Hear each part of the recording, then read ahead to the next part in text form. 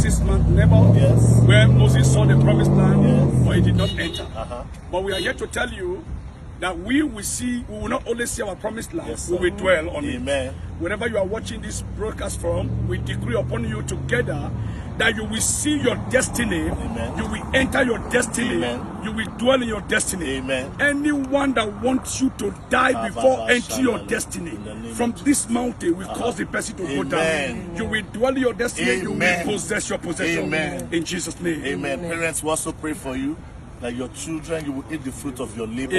Your children shall be mighty in the land. In the name of Jesus. With this corporate anointing, we agree with you that you will see your promised land. You will dwell in your promised land. It shall be fruitful. It shall be blessed. In the name of Jesus. God bless you. Thank you. Happy Pamironyo.